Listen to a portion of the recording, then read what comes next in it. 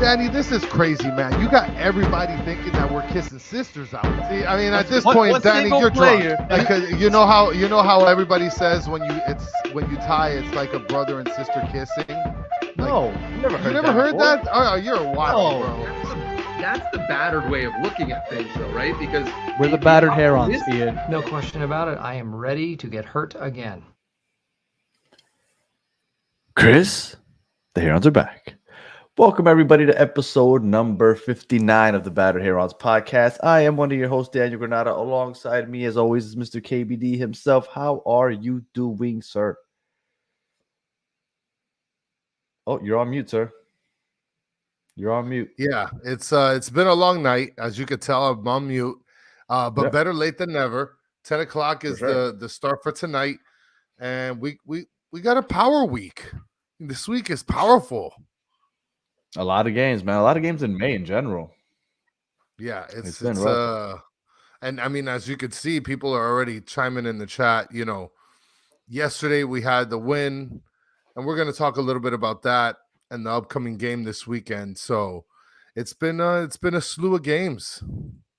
What's going on, Pete? And Mr. Krabs, as always, joining us. Appreciate you guys joining us live on the chat at 10 o'clock. Yeah, yesterday we won. I mean, what else could you really say? It was something that I think we didn't expect because we thought Nashville kind of handed it to us. But I think because Nashville felt so overconfident the way they beat us last week, they kind of came out with a week 11, right? Maybe they felt let's get our guys some rest. We could bring them on late in the game and we'll steal one late. And it kind of felt like that's the way it was going. We took that lead with that Negri goal, and then next thing you know, they bring in their subs immediately, tie the game, and momentum is just looking like it's not on our side. And then, of course, good old Florida with the rain delays. I mean, I know we're always begging for a roof, but it kind of worked in our favor last night. Well, I'll tell you that when the moment that I saw Muhtar come on, I said, "Oh, this is not good. Everybody is tired as hell. This guy's about to go ham on everybody. We're about to lose this game in a matter of minutes." And he comes out, and I mean, not that he is the one that scored, but he's making a difference, right? I mean, I think the person that scored for them was a substitution as well, if I'm not mistaken. You know what? I don't remember exactly who it was that scored. I remember that it happened, and I thought to myself, well, that was nice.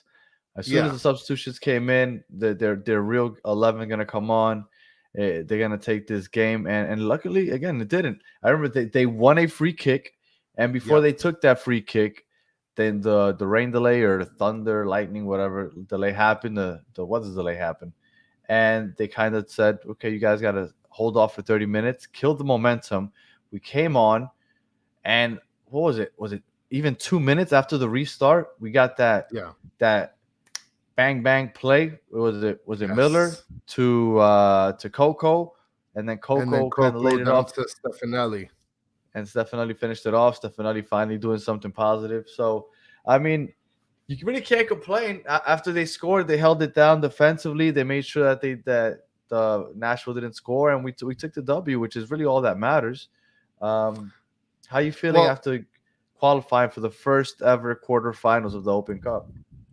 Well, to talk about the goals a little specifically, I do like the fact that we were able to create on those goals. They weren't just happenstance goals. It wasn't off rebounds. It wasn't off of luck. Like those two goals were like, those two goals were not only off of counters, but they were like very, very tactically goals, I guess. You know what I mean? Like what the first goal, I think you had Negri put the first one in, and that was a lot of No, some people were saying that maybe because Negri usually cuts to the front, right? He usually goes wide, but instead of going wide, he kind of cut in, and he kind of gave Taylor no other option but to hit him with the ball where he did, and it ended up working out for us, right? But and then on the second. Yeah, go ahead. You were going to say sorry about that. No, I was going to talk about the second one, but go ahead. Yeah, and then the second goal, and listen, it's like what I mentioned on Twitter, and I think we talked a little bit about it as well, right? Everybody's going to look at the man of the match as Stefanelli, that he's the one that came in, made the difference. But let me tell you something. Coco Jean played all game, and he was running and hustling, trying to, get in to steal the ball and make plays. He was pushing the pace. He was on both sides of the field, and I thought that Coco Jean, to me, was clearly the man of the match. Because you know what it is? That you're getting the pass over the head from Miller, and you have the wherewithal to have the awareness, see Stefanelli making the cut towards the net, and then you kind of just volley pass it right over everybody. I mean, that's something that just in the snap of a moment you figure that out, and if you're a skilled player, you're making that play happen. But that's counterattacking football, which Yeah. is what we want them to play, which is what we were saying. Yes. That on our winning streak, that's what we were doing. We were going on the counter and then defending with 5 in the back with the double pivot, basically 7 in the back almost. And that's kind of what we wanted to go. And then we felt like we got away from it a little bit. It's nice that we scored on 2 counters. And I mean, I'm glad that we won again. And if you're a regular on this show, I'm not big on the Open Cup.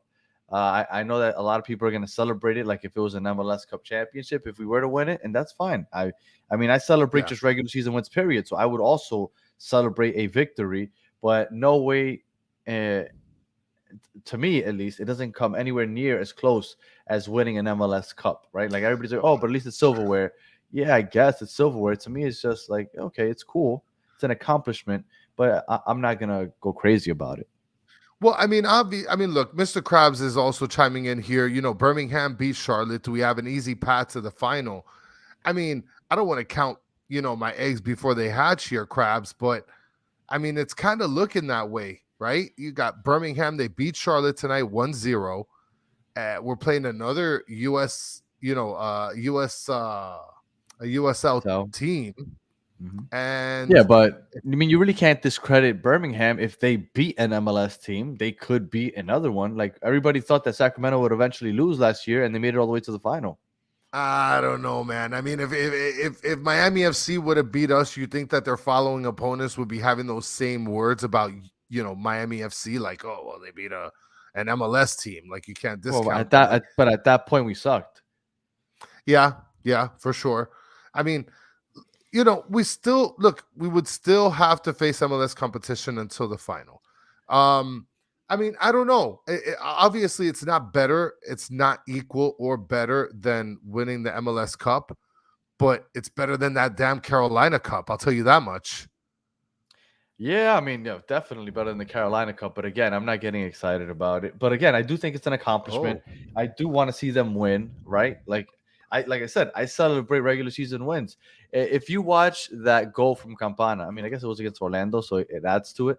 But if you watch that goal against Orlando, and you take a look at the top right corner of the goal post, the back post, you could see me there. And it looks like I'm losing my mind when he scores. I celebrate when Miami does well. Like it just is what it is. I can't help it. Yeah. So if they were to win the Open Cup, yes, I'm gonna celebrate. I'm gonna be happy that they won something. But again, to me, it's nowhere near what the MLS Cup is. That's what I want. I mean, it's either that or the CONCACAF Champions League. That one I would celebrate probably even more than an MLS Cup. But to me, that's the goal. Well, listen, but before we wrap this puppy up, right? Sean Callahan says they have a bunch of MLSX players. Steve Munoz is chiming in. Open Cup is still legit. Silverware earns you into what is that? But you know what? The CONCACAF Champions League or whatever. Yes, and you know what? To what Steve Munoz is saying, it's true. It does give you an entrance there. But you know what? Everybody talks about it being silverware and being happy that they won a championship or a trophy. I would look at it as an entrance to that tournament because that's where you want to be. As a big club, that's what you want to be. You want to be part of that tournament. So again, I wouldn't be celebrating the trophy as like, oh my God, we have a trophy, which I know, I am 100% sure that if they were to somehow win this trophy, you'd have people going crazy on Twitter. We got a trophy. Look at the corny Orlando fans that celebrate that trophy. Like if they won anything important last year, shut the fuck up. It's just a stupid Open Cup. So, like it's so corny to me that they celebrate it the way they do. So again, I understand it's a trophy. I get that you're gonna take pictures and there's gonna be people posting about the pictures, but to me, it's really the same as this. Like what I Uh, would be celebrating is the fact that we are in the Champions League the following year. Look, and before we wrap this up, I want to make this point real quickly. Birmingham, they played Miami FC a week after we played them, Uh-huh. and Miami FC rocked them 3-1. So eat that. And look, Eat that, I'm not saying and that's I'm it. not saying that we can't beat them. I'm just saying that they beat an MLS team. So I'm not saying. And at that point, when is the game? It's in 2 weeks, right? It would be like in 3 weeks, I believe. It's Like June 5th, June 6th. 6th. June Okay. 6th, like a weirdo time. So that's 2 weeks from now. Yeah. And when at that point, how many games did we play in May? We played like 7 games in May. And Yep. then at that point, we'll play on Wednesday against the Red Bulls, May 31st. Then we're going to play against DC United, June 3rd. And then you're going to add a game on June 5th or 6th. And then you're going to add, then after that, we're playing against New England on June 10th. Like, there's a chance that we have to rest some guys for that game. Like, we can't go all in. Mr. Krabs is saying that a USL team beating an MLS team is like an XFL team beating an NFL team. I mean, I don't know. I guess. I mean, and Steve, and Steve is giving you the business right here, Danny. No, like, but shut it down. I agree with everything he's saying. I understand that the Open Cup is the equivalent of the FA Cup and the Copa del Rey. I'm just telling you, I don't respect those trophies either. I think they're stupid. I think they're stupid as hell. I do. That's me personally. But these are people that have grown up watching European soccer since they were little kids. So they're like, okay, well, maybe we don't get the big trophy, but we can get one of the little cute ones that everybody wins like on the weekdays. Like, to me, that's stupid. I don't give a crap about Copa del Rey. I don't give a crap about the FA Cup. I don't care about any of those, like, during the league. Like, the NBA wants to do one next year. I think it's stupid as hell. Give me the real trophy or give me Champions League. Those are the only two I respect. The other ones, I can keep 3 craps about. Like, I don't understand why people celebrate like Copa del Rey. Who the hell cares about like just so that they can say that they won the trifecta? That's why they do it. Well, if anybody in the chat is planning on going to Alabama, hit me up, and we'll make that down south road trip. I'll pack the bus from Homestead. Yeah, I don't know. Ooh, what about this? Supporters Cup or MLS Cup? Do you remember who the Supporters Cup were last year? It was, just in case you don't, it was Philly. Nobody cares. Nobody cares. Nobody cares because they didn't win it. But it was LAFC. Nice LAFC were the champions last year. It was a plaque for what? Miami Fusion won that in 2001. You know what happened to them? They got rid of them a couple months later. Like, it means nothing. All right. I wanted to ask you, what do you think about Negri? He's a great offensive player. He's a great offensive player. You know, like, the cat's out the bag. He's a great offensive player, but that's not what we brought him here for. Well, to be fair, depending on how the teams play, I do think that he's counted on to be offensive. But I think that if we're lacking in offensive talent or anybody that could build up, let's say, the wings, I think that we should move him. Like, we play people out of position. I think that he wouldn't be bad playing in the midfield, in the left mid or a left wing, something like that. Like, I don't know. I think that they should look into that because I think he contributes a lot offensively. It's just that, you know, to me, he still leaves something to be desired defensively. In yesterday's game, I thought that he kind of left it open and on his side often. I mean, I get it. You know, you push up enough, you're going to open up the back very often. Yeah, it's just because Neville asked him to attack so much that he might even be a good defender. It's just that he's always attacking. So maybe, you know, maybe he is a better defender than I'm giving him credit for. It's just that I haven't had the chance to see it because, like I said, he's always attacking. And thank you, Richard Grieber, for joining us tonight. Yes, Montreal did have a Canadian Cup match tonight. They won They won 2-0. And actually, we were going to have some people join us from CF Montreal today to kind of help us preview like we do every Wednesday. But they were all going to the match because the match was in Montreal.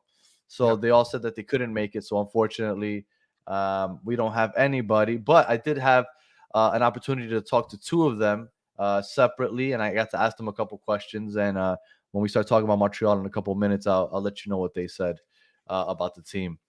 So all in all, Chris, yesterday, success, we won, quarterfinals. How you feeling as far as the whole, what's his face, Phil Neville? Do you think that this takes any heat off of him for a little bit? I do think it does take some heat off of him. Like I told you, win or lose, I didn't think that people were gonna give him the business in this game.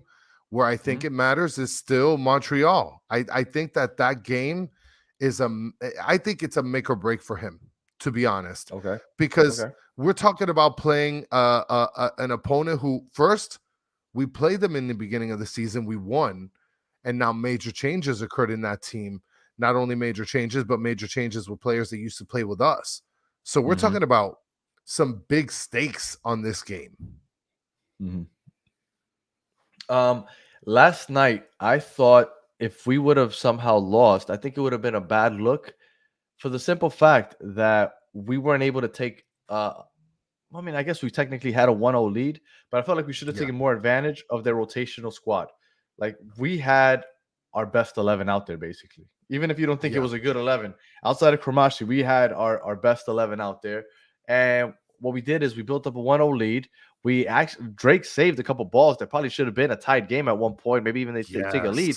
And I remember I thought to myself, like, Jesus Christ, if this is with their rotational squad, imagine when they bring on the starters. But again, it is what it is. We got out with a win. And I mean, we got to respect it. We scored on the counter. And I really do hope that we go back to that kind of game plan against Montreal. And we're going to get into that in a second. But one last thing I wanted to touch on from yesterday's game, and I'll ask you what you thought, and then I'll give you my 2 cents on it. Ian Frey got the start. What did you think about Ian Frey yesterday? I think he has, and I guess this is sort of cliche since he's a young player. I could see the potential from what I did some research about Ian Frey. I think he played midfield at some point in his career. And then he got thrown back as a center back. So, I mean, I could see the potential there. I could see that he's trying to make plays happen. Is the skill there or the polish there? Not yet. I think that's going to come with some experience. But, hey, I really didn't have a problem with how he played. I didn't. I felt like he tried to get a little ballsy on some plays, like he's that guy, but he's like not that guy. Far from that guy, from being that guy. But I think in due time he'll find out. We talked about it. I want to say it wasn't last episode, maybe even last week when we talked about Ian Frey and possibly fitting in as a CDM. And that's where I thought that he might be. Well, like I said when we were talking about that, I don't know how well he is with the ball at his feet, but I think he showed that he has some skill. He can get clean passes off, and he can connect plays. And so I kind of like what I saw from him when they kind of gave that starting lineup. You know that Inter Miami kind of just lists the players, and when I saw that list of players, I saw a lot of people like, oh, 5 in the back, 5 in the back. I thought he might be playing the double pivot. He might be playing with 2 CDMs, which is what ended up happening when the game started. Right? I tweeted out like, what do you think? Is it double pivot or is it 5 in the back? Because I did have my doubt. I thought it might be a double pivot, and it was. And I kind of like that because what we missed out when Gregory came out was we missed out on that bulldog defender. And as soon as he came out, Mota, which was our midfielder that kind of connected the back line to the front line, we were missing him. And he came in and he kind of replaced Gregory. So he stopped doing what he did best, which was connect the back line to the front line because he had to stay back so much. And then we brought Bryce Duke back there, and we were kind of just lost. But we brought in Dixon Arroyo to fill in that Gregory role. That's great. So once we have him, now we have Mota freed to go ahead and, again, connect the back line with the front line. But once Mota goes down, again, we're lost. And that's when David Ruiz came in, and he kind of filled in that Mota role. but David Ruiz is now gone. So we're again looking for that second CDM. And I think Yeah. Ian Frey is the perfect guy. Okay, let me rephrase that. Maybe not the perfect guy, but on this roster, he is the best guy suited for that position. And I kind of like the way he looked yesterday. I think that he can connect the back line to the front line. I saw that he was pushing the ball into the spaces. He was connecting the ball to the front line. I kind of liked what I saw. And I think we have a poor man's Gregory and Mota with Arroyo and Frey now. Well, and I mean, if you're reading this chat, you could really tell that people are liking what they saw yesterday with Ian Frey, and I imagine that this is a player that, from my experience with the fans, that they've been waiting for him to show out, to come and show up and show out, and he had a good showing. So kudos to him, man. I think I think the sky's the limit. I think that right now is the perfect time for him to shine, especially since Gregory and Mota are out. I mean, it's open season for whoever wants the spot in the midfield. And on top of that, I mean, and Ryan Taylor, to me, he played pretty good too. I mean, he tried to get a little saucy, but I think he's entitled to getting saucy. Well, I like Taylor out there just because he is, I think, the one player on this team. And if you can think of another one, please let me know. But he is the one player that I think has no fear in taking a defender on one-on-one. No fear at all. He'll take anybody one-on-one and he'll create plays. Well, maybe this guy that Matthew is mentioning, Pizarro, who's expected, I guess, to return in Montreal. He's going to be out there with Carmen Sandiego. He's coming out. For those of you on audio, I am CF Traveler. Well, that's pretty cool that you guys are going to be out there. If Pizarro comes back, do you think he starts?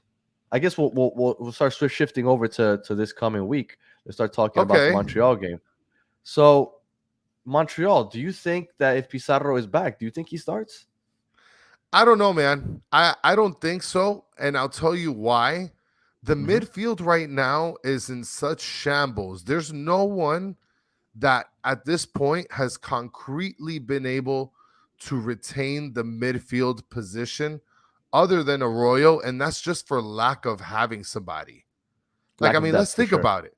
Yeah, I mean, Ian Frey just started. Taylor's been in and out. He's been in and out. He hasn't been able to consistently hold the midfield. Coco Jean's been in and out as well. I mean, who else? Stefanelli, he's been cold. He just got kind of hot, I guess. Kramashi, I still don't want to see him. Well, no, I don't want to see him either. But I mean, look at all these examples that I'm mentioning, right? I mean, we're talking about players that they still have not been able to concretely hold the midfield position other than for the need of Arroyo. Right. And he's not even that. So are you saying that Pizarro should start then? No, look, I don't think Arroyo's going to start. Arroyo is our Gregory now. He is what we have at the 6. He's going to start every game. So that part of the midfield is solidified, I think, until he's either resting or unhealthy. So throw that out the bag. He's starting. Now, listen, is Ian Frey starting next to him? Well, and I think that Ian Frey should start. I think just moving into the same progression that he's having, I think he should start.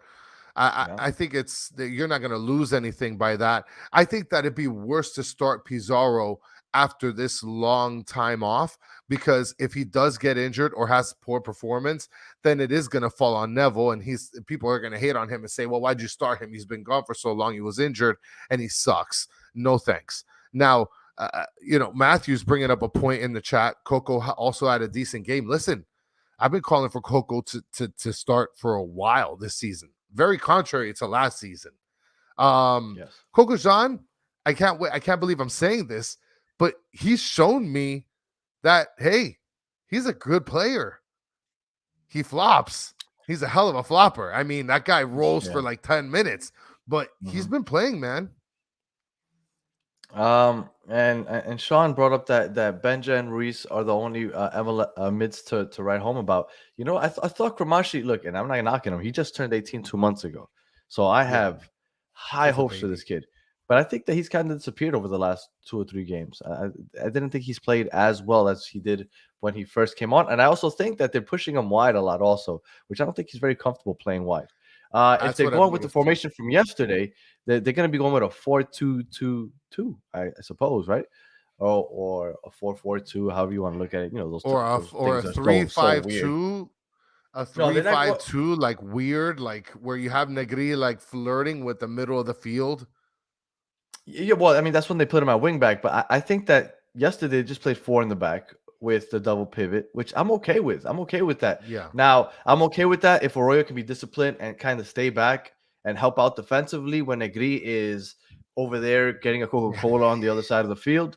But I'm okay with that. And I also like that if they're going to push the midfielders wide, right? Maybe like they're playing the diamond, let's say. yeah. Well, not the diamond, but they're playing them wide. I like that opens up space for Ian Frey to kind of push the ball up and Move connect with up. the forwards, which I saw a lot of Even yesterday. even Kamal Okay. Miller. Yeah, so I'm okay with what we're doing. So let's see how this goes. But let's jump into the Montreal game. So we're playing Montreal, and obviously everybody wants to talk about Bryce Duke and Lassiter. Everybody's saying like Steve Munoz said, Duke and Lassiter masterclass coming.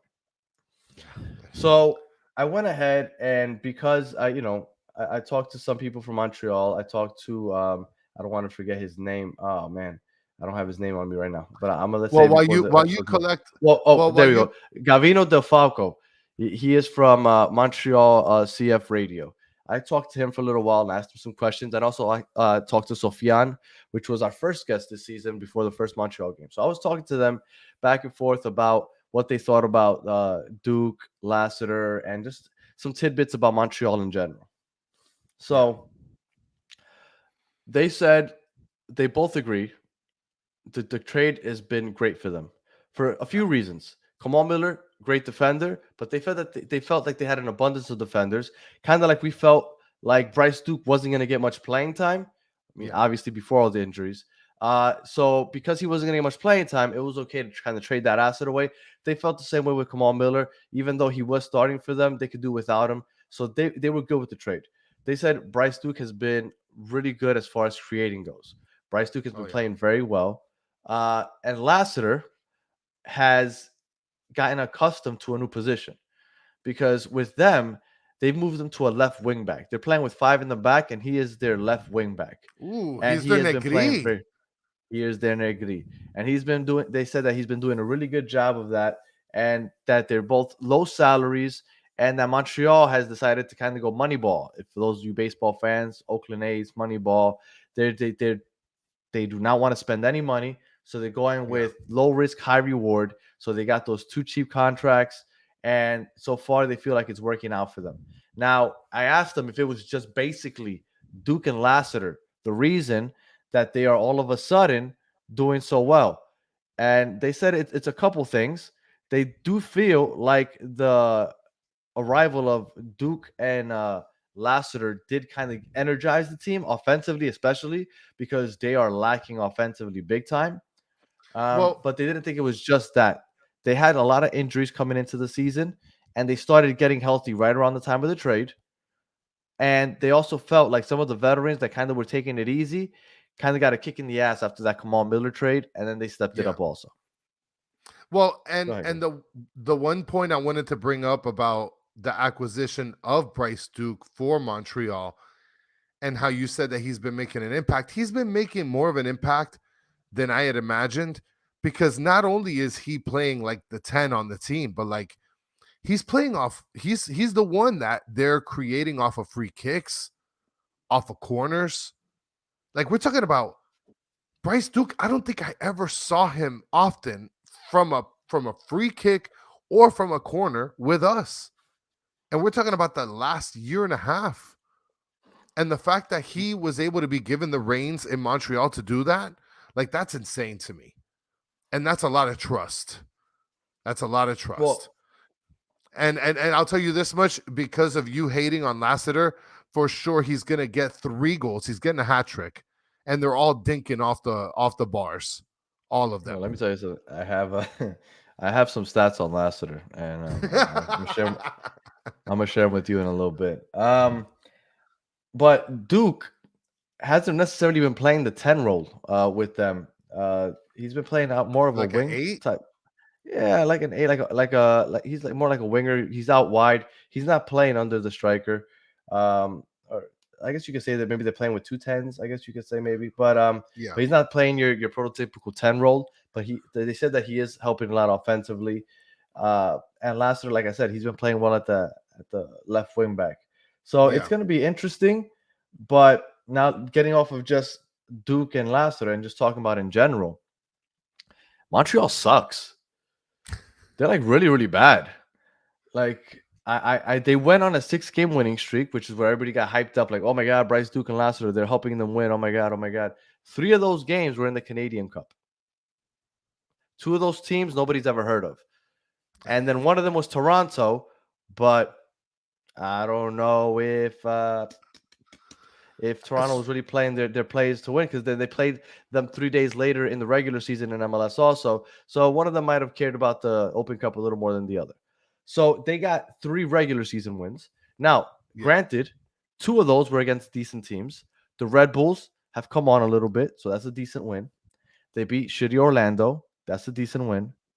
And don't worry, we're gonna get into that. And then they beat Sporting KC, which is probably the worst team in the league. So, By the way, just so you guys listening know why he said we're going to get into that is because Richard Greenberg just mentioned that Lassiter scored tonight. So eat that, Danny. Keep going.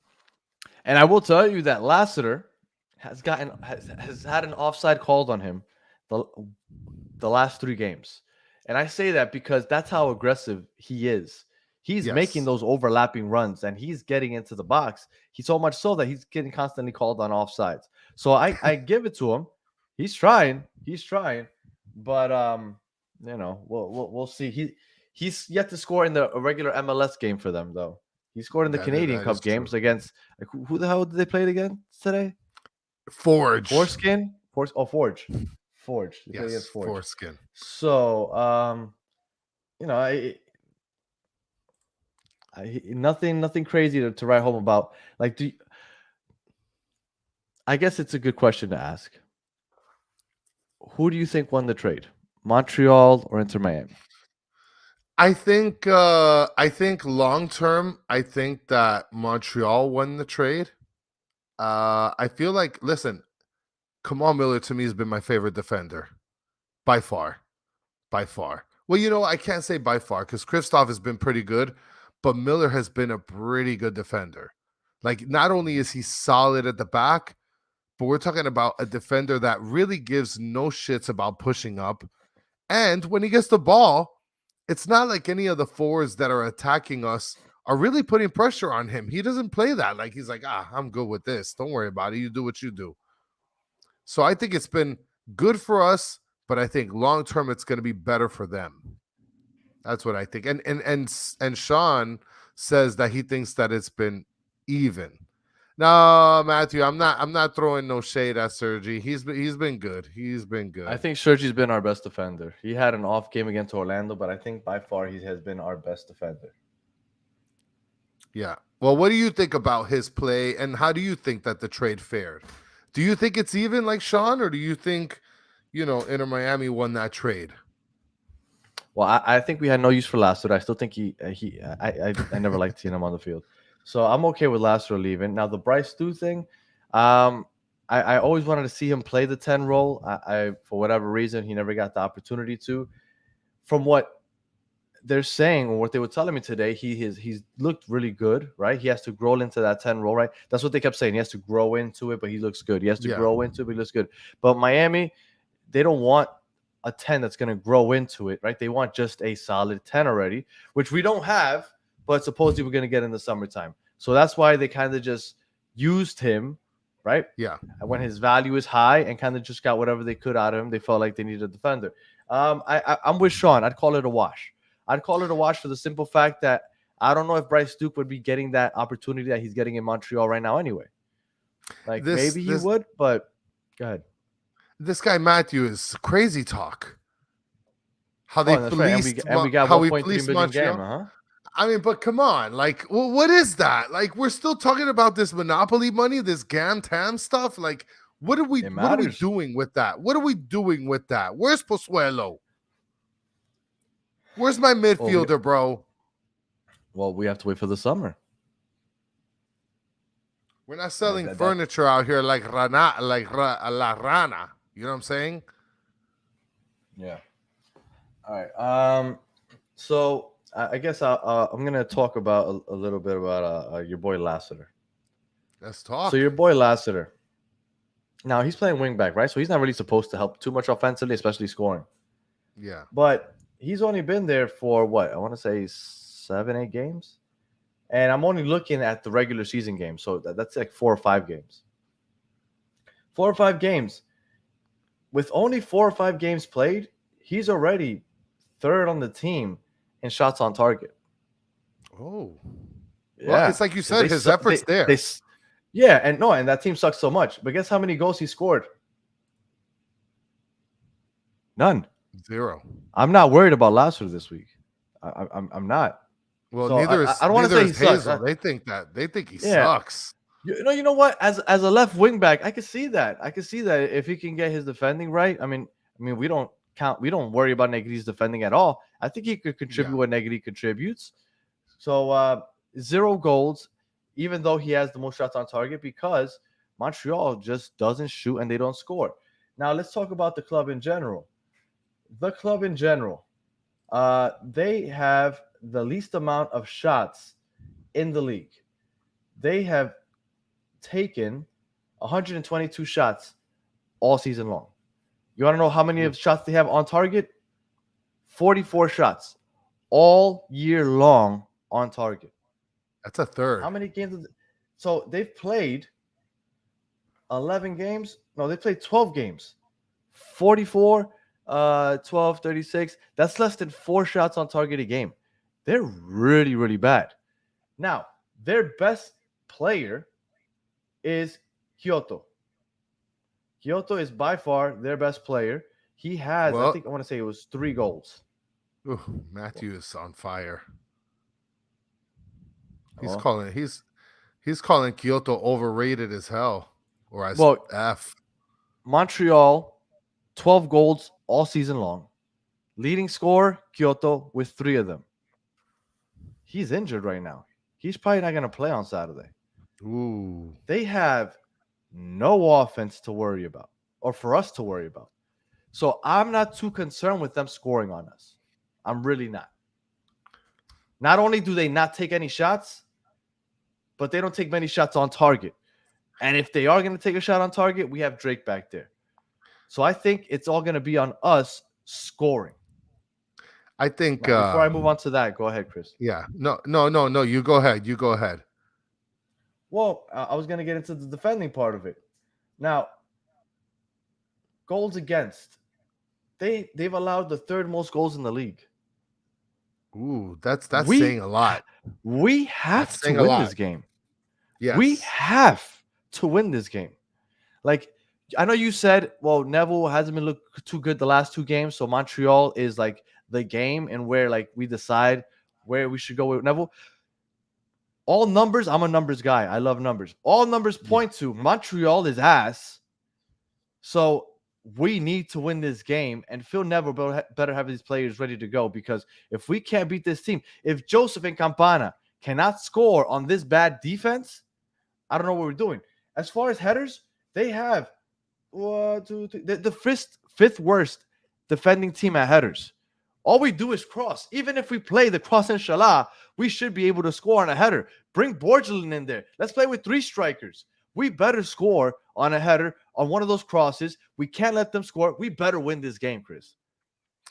Well, and Hazel's saying if we lose against Montreal, it's protest Phil time. You got Esteban Dito asking, will it be a dud, or will own goals play a factor on the final score? I don't know about own goals. Yeah, I don't know about own goals either, but I think we should win. I think we will win. I really do. I think we will win. And let me tell you something, Chris. I'm sorry to interrupt you, but one last thing. Yeah. If we lose to Montreal, and then we go ahead and we lose to the Red Bulls next Saturday, I'm showing up with a Neville out shirt, like hashtag Neville out. And I'm going to bring a couple to throw them around so I could pass them around to people, because we're going to start wearing those shirts to the games if he loses against Montreal and the Red Bulls, because at that point, no, he needs to go.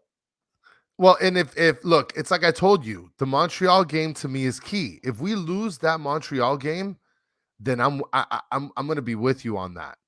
I'm gonna be with you on that. And look, Hazel, yes, right. It's not just so much the fact that I love Phil. I just think that firing coach talk is a super lazy argument. I agree. That's why it took I me so think long to it's get there. I think it's just a super, super lazy argument. I feel like Mhm. that's the easiest place to go to when your team is not doing well.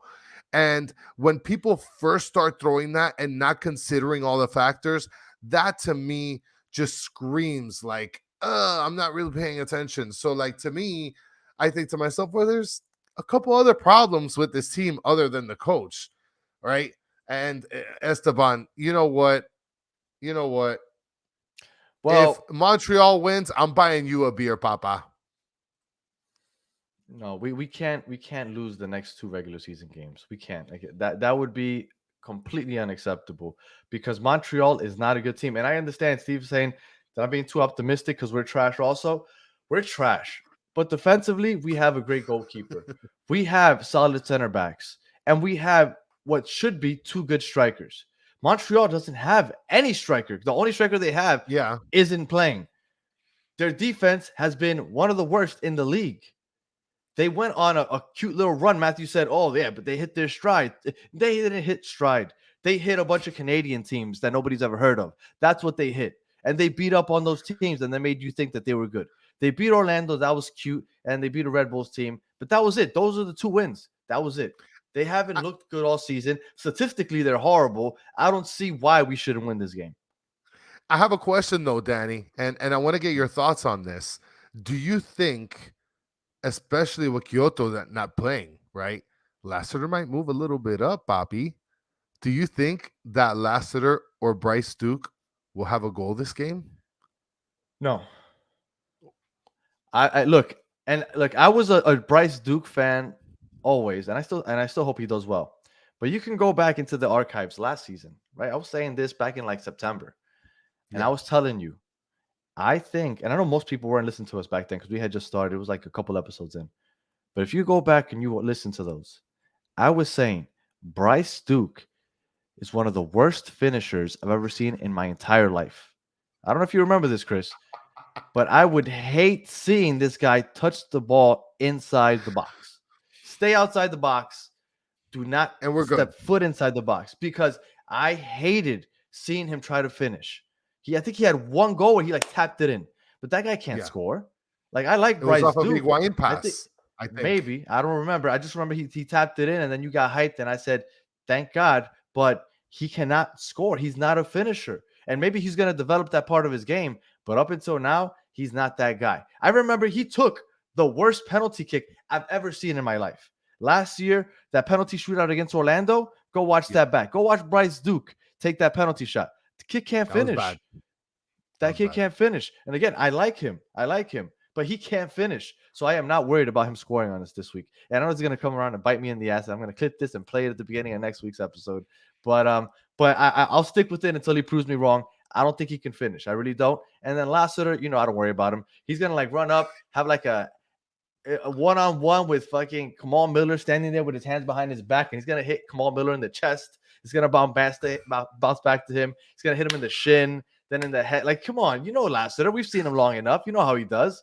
He's like a magnet to the defenders. He can't just get to the back of the net. I'm not worried about Lassiter or Duke scoring.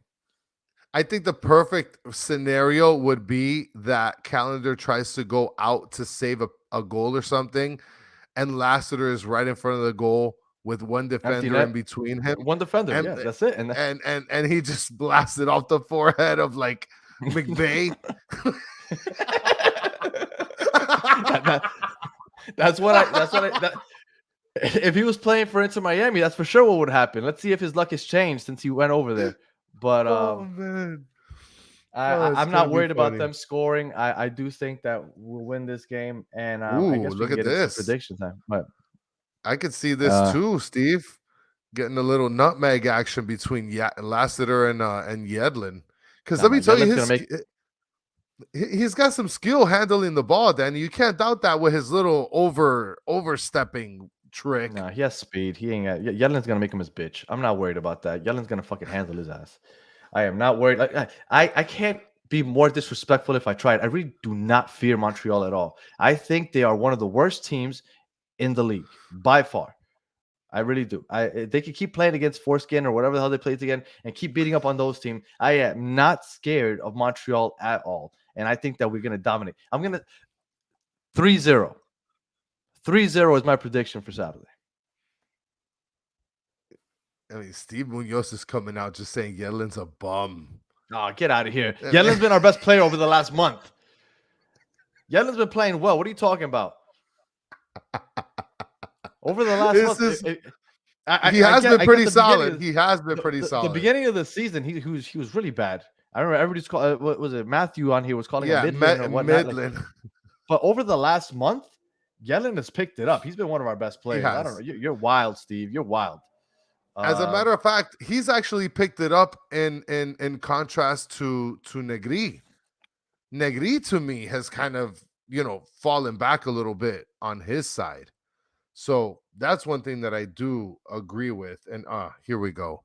Right? Matthew with the Midland reference again. And he's wondering if you've had what are you drinking from that thermos? A whole bottle of vodka, I guess. And I'm gonna interrupt this real quick. Panthers just scored. I think it was like 4 seconds left, and it looks like the Panthers are heading to the Stanley Cup final. So there we go. Congrats to the Panthers. Even though I think they're checking it, I don't know. I hope Krabs didn't just jinx it, but we'll see. All right. So prediction. I said 3-0. I think that's how it's gonna end. I think that they're gonna make us look a lot better than we are.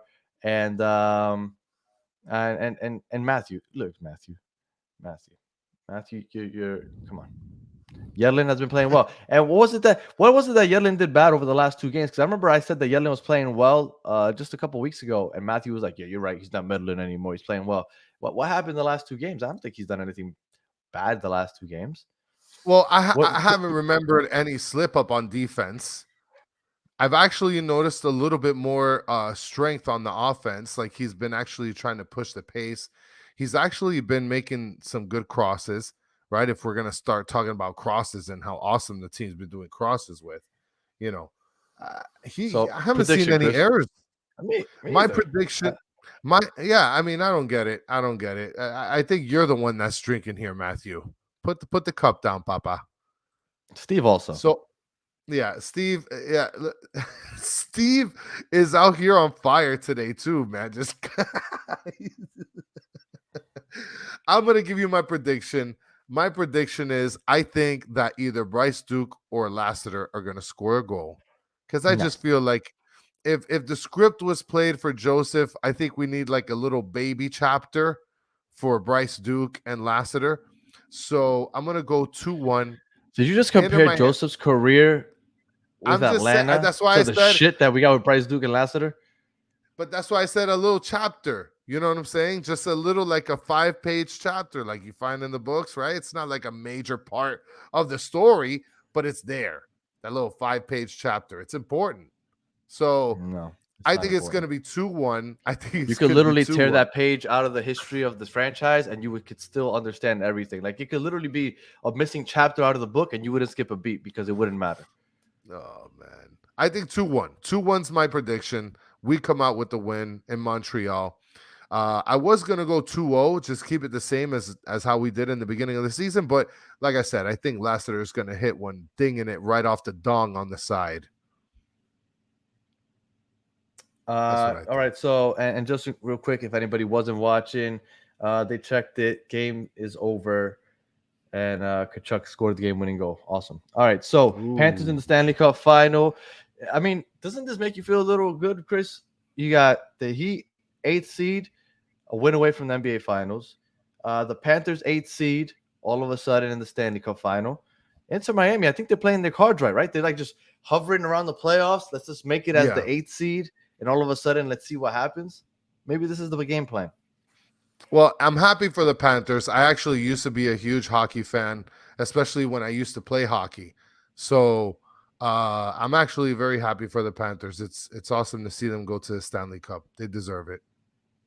Very good. And Jonathan Lacey just threw in, let's throw the Panthers and Heat players to play for Inter for a game and give us a, you know what, they do have magic, because I at no point did I think that the Heat were gonna go up 3-0 against the Celtics. Like, the Celtics have a Yeah. solid squad. When they went up 3-0, I was shocked. Now I mean, not to get off of Inter Miami too much, but I'm not gonna lie to you though. They lost last night, and Boston does scare me a little bit about just randomly. I mean, I'm a Yeah. Yankee fan, and I still remember 2004. So Yeah. Oh my yeah. God. Imagine No, the I first don't want to team in imagine. NBA history. I don't. I saw Wow. it with Boston, the Red Sox, and I don't want to see that again. But anyway, Well, I don't want to get negative and off of Inter Miami. But yeah, so congrats to the Panthers. That's pretty awesome. Maybe I can make it out to a Stanley Cup game. yeah, oof. Well, I mean, they're going to be cheaper than the Heat games. That's for sure. Oh, for sure. All right. Anything else for the people, Chris? Everybody look forward to a Lassiter ding off the dong side and then calling Danny out for being a drunk ass. So, and good one there, Steve. Celtics are soft. Yep. So everybody look forward to that. Soft. And I guess the next time we'll be on, Danny, is going to be next Wednesday. Wednesday, That's right. next Thursday. Yes. Yeah, we're not gonna. We're usually on Mondays and Wednesdays, but on Monday we won't be on. We're both celebrating our kids' birthdays this week. Chris's daughter's birthday is this weekend, Yep. and this long weekend, and my son's Yeah. birthday is this long weekend. So we will be out of town. So we won't be back until possibly next Wednesday, which sucks, because if we beat Montreal, by the time we record again, we'll be talking about Montreal and the Red Bulls probably. So we'll Yeah. probably either be on after the Red Bulls game Wednesday night or Thursday. I'm leaning towards Wednesday probably, but we'll see. But either way, we'll keep you guys updated. And we, as always, we appreciate you guys joining us live. You guys are the best part of this show, so we appreciate you guys joining the chat. And for those of you listening on audio, thank you for listening all the way through. Until then, let's hope that we're talking about the NBA Finals and the Stanley Cup Finals by the time we talk about the next episode. Keep this South Florida thing going. Later, All right, Chris. guys. I'll see you guys next week.